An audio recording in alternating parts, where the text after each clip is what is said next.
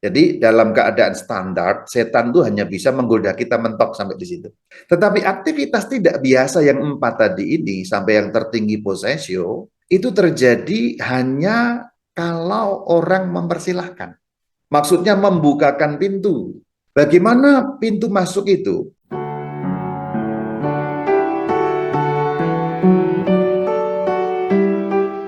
Untuk yang mengobati ini, yaitu aktivitas yang tidak biasa. Karena mengobati artinya orang sudah diserang, orang sudah terkena, terjangkit kuasa jahat.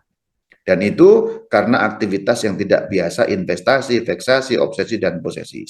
Bedanya dengan yang biasa, ini pengetahuan sekarang. Aktivitas yang biasa itu terjadi setiap hari tanpa pintu masuk. Jadi dalam keadaan standar, setan itu hanya bisa menggoda kita mentok sampai di situ. Tetapi aktivitas tidak biasa yang 4 tadi ini, sampai yang tertinggi posesio, itu terjadi hanya kalau orang mempersilahkan. Maksudnya membukakan pintu, opening ya. Saya pakai istilah pintu masuk ya.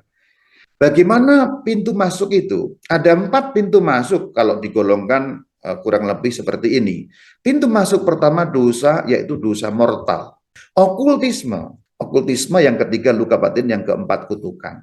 Saya menyoroti yang okultisme karena ini yang banyak di Indonesia, pintu masuk setan tuh di situ. Okultisme itu adalah praktek-praktek yang berurusan atau menggunakan jasa kuasa gelap, ya, seperti ramalan, pesugihan, susuk, kemudian hal-hal gaib. Nah, itu kalau bahasa Jawanya namanya klenik, yang gitu-gitulah. Maksudnya kamu tahu yang saya maksudkan, itu istilah resminya okultisme.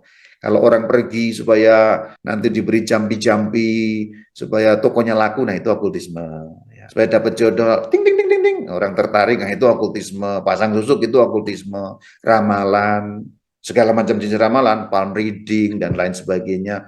Kemudian apa namanya, ada jampi-jampi, ada mantra-mantra, termasuk juga kartu tarot loh ya. Hati-hati okultisme, horoskop, zodiak itu semua okultisme. Nah, yang punya dampak kontaminasi itu 2, okultisme dan kutukan. Kutukan itu bisa diturunkan ya. Okultisme juga bisa diturunkan dalam arti dampaknya maksudnya. Bukan dosanya, dampaknya.